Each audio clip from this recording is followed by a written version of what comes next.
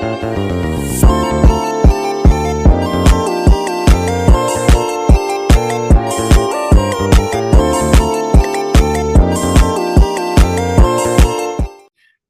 Assalamualaikum warahmatullahi wabarakatuh kepada dosen metodologi penelitian Ibu Ninit Indah Arfitrida, STMT PhD IPU.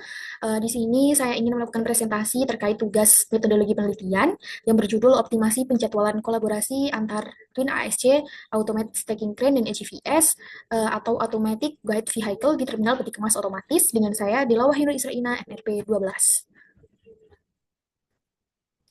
Baik, di sini selanjutnya adalah terkait body of knowledge pada penelitian ini. Di sini saya menggunakan dua sudut pandang. Yang pertama adalah terkait poin operasi riset dan analisis. Kemudian yang kedua adalah terkait supply chain management. Nah, untuk poin di supply chain management ini sendiri, yang pertama adalah memaksimumkan kerja alat yang bertujuan untuk pemenuhan demand. Yang kedua adalah pengujian dengan keadaan demand yang fluktuatif. Dan untuk terkait operasi riset dan analisisnya, di mana melakukan pengujian pemenuhan demand dengan menggunakan simulasi. Dan yang kedua adalah bagaimana perilaku hasil skenario perbaikan terhadap pola demand yang fluktuatif tersebut.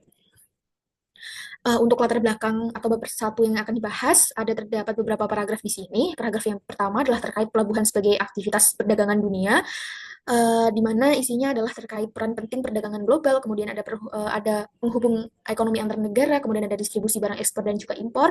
Untuk paragraf yang kedua adalah terkait pelabuhan otomatis, di mana pelabuhan otomatis ini pengertiannya seperti apa, kemudian apa saja alatnya, bagaimana prosesnya, komponennya apa saja, dan lain-lain yang akan dijelaskan. Kemudian adalah peti kemas beserta tingkat pelayanannya untuk paragraf ketiga, di mana apa sih yang dimaksud dengan peti kemas itu sendiri, fungsi dari peti kemas itu apa, jenis, tipe ukuran, kemudian kategori, dan lain sebagainya. Selanjutnya adalah terkait paragraf yang keempat adalah pelabuhan peti kemas Teluk Lamo. Nah, untuk paragraf keempat ini adalah salah satu bagian dari objek penelitian. Mungkin akan dijelaskan secara singkat saja bagaimana sejarahnya, lokasi, kemudian apa saja alat yang digunakan, fasilitas yang tersedia itu seperti apa, dan lain sebagainya. Selanjutnya adalah paragraf yang kelima yang akan membahas terkait tempat penyimpanan peti kemas atau yang biasa disebut dengan container yard di pelabuhan peti kemas Teluk Lamong. Jadi pengertiannya apa, fungsinya apa, informasi lengkapnya seperti apa, aktivitasnya, struktural, dan peralatan setelah hal-hal lain yang akan dibahas di paragraf 5. Kemudian untuk paragraf ke-6 adalah terkait penjadwalan alat yang berkoordinasi dan bagaimana sih pengaruhnya terhadap demand yang fluktuatif. Nah, untuk alat yang berkoordinasi ini adalah terkait Twin ASC dan juga AGVS, di mana bagaimana kedua alat tersebut dapat berkoordinasi. Nah, berkoordinasi di sini kenapa menggunakan kata kunci berkoordinasi? Karena kalau misalnya menggunakan integrasi, menurut saya adalah integrasi itu lebih dari dua, jadi bisa 3, 4, 5, sedangkan yang saya gunakan di sini, yang saya amati adalah dua alat, jadi saya menggunakan kata berkoordinasi seperti itu. Jadi permasalahan apa saja sih yang ada di kontainer yard itu yang berhubungan dengan Twin ASC dan juga AGVS, di mana salah satu permasalahannya adalah sering adanya tabrakan antara ASC dan juga satu dengan yang lainnya di masing-masing blok tersebut di pelabuhan peti kemas atau di kontainer yard. Selanjutnya adalah paragraf yang ke-7, di mana terdapat penjelasan singkat terkait data dan juga gap penelitian. Jadi data apa saja yang saya gunakan, kemudian kapasitas dari ASC dan juga AGVS. Selanjutnya adalah layouting terkait terminal itu seperti apa. Dan untuk gapnya saya sedikit menyinggung di sini minimnya atau kurangnya beberapa jurnal atau literatur yang terkait koordinasi antara Twin ASC dan juga AGVS di lapangan itu seperti apa. Kemudian banyak menggunakan metode meta heuristik ataupun heuristik pada saat penelitian yang terkhusus di port terminal atau di terminal peti kemas. Nah, selanjutnya adalah paragraf yang terakhir membahas terkait metode dan juga kesimpulan. Jadi, metode apa saja yang akan digunakan dalam penelitian ini, mengapa menggunakan metode tersebut, dan apa alasannya yang digunakan, serta software apa sih yang akan digunakan di penelitian ini. Sehingga nanti akan ada sebuah kesimpulan yang ditekankan bahwasanya perlu adanya koordinasi antara Twin ASC dan juga AGVS di terminal peti kemas ini dengan ketika demand-nya dirubah-rubah itu seperti apa, kalau misalkan menggunakan simulasi dia bagaimana alatnya dan lain sebagainya, dengan tujuan akhir dapat diharapkan untuk waktu penyelesaian tugasnya itu tidak terlalu panjang sehingga alatnya itu bisa dimaksimumkan dengan baik. Selanjutnya adalah rumusan masalah dan juga tujuan penelitian. Untuk rumusan masalah ini yang akan dibahas pada penelitian ini adalah melakukan evaluasi metode penjadwalan Twin ASC dan juga AGVS, di mana akan diuji terhadap kondisi pada pula demand yang berbeda atau demand fluktuatif, baik di saat demand tinggi atau peak season, ataupun di saat demand rendah atau off season, serta mengetahui bagaimana perbandingan hasil skenario perbaikan terbaik dan kondisi real di lapangan itu seperti apa. Kemudian untuk selanjutnya adalah ruang lingkup penelitian. Di ruang lingkup penelitian ini yang dibahas adalah batasan dan juga asumsi. Batasan yang digunakan itu dilakukan di daerah domestik dan juga internasional pada Wakeran pada saat kontainer itu akan dipindahkan di kontainer yard.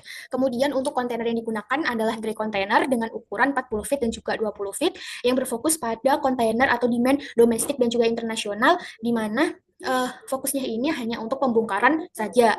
Untuk jumlah EGVS yang digunakan adalah jumlah 50 unit dan untuk jumlah blok yang digunakan adalah 10 blok dengan masing-masing memiliki 2 ASC atau twin ASC. Untuk asumsi yang digunakan pada aktivitas pelabuhan ini adalah pada dua kondisi, di mana kondisi yang pertama adalah kondisi keterlambatan kapal datang, dan yang kedua adalah kapal yang tidak terlambat. Untuk kecepatan EGVS sendiri berjalan dengan normal dan konstan, dan untuk jarak dari daerah domestik atau internasional Wakeran ke kontainer yard itu diasumsikan sama, begitu juga dengan sebaliknya. Terus selanjutnya adalah tidak ada kondisi dirupsi dan pendistribusian kontainer yang dipengaruhi oleh cuaca itu seperti apa. Kemudian selanjutnya adalah tempat penyimpanan kontainer itu selalu tersedia di kontainer yard. Kemudian selanjutnya adalah maksimal tumpukan kontainer adalah 5, baik 40 feet ataupun 20 feet, jadi itu sama, adalah 5 tumpukan, baik di domestik ataupun internasional. Selanjutnya adalah kapasitas EGVS itu yang digunakan adalah double load, jadi satu EGVS itu kalau misalnya 40 feet hanya satu, kalau misalkan dia 20 feet, EGVS bisa diisi dengan 2 kontainer. Selanjutnya adalah manfaat penelitian. Di sini dibagi menjadi 3, manfaat bagi perusahaan, manfaat teoritis, dan juga terkait manfaat bagi akademik. Kemudian masuk ke bab 2 terkait tinjauan pustaka. Pada tinjauan pustaka ini, yang pertama yang akan dijadikan poin adalah terkait terminal peti kemas. Terminal peti kemas kemudian dia akan menambahkan sub-subbabnya terkait peti kemas itu seperti apa, kemudian ke subbab baru terkait container stacking problem itu seperti apa. Kemudian untuk 2.3 adalah terminal Teluk Lamong terkait sejarah singkatnya seperti apa, kendala di lapangan itu seperti apa, dan lain sebagainya. Kemudian untuk 2.4 adalah fasilitas pelabuhan, untuk 2.4.1 adalah dermaga, untuk 2.4.2 adalah container yard, 2.5 adalah peralatan bongkar muat pada pelabuhan, 2.5.1 adalah ship to shore, yaitu terkait alat-alatnya. Kemudian 2.5.2 adalah twin automatic stacking crane atau twin ASC. Kemudian untuk 2.5.3 adalah IGVS atau automated guide vehicle.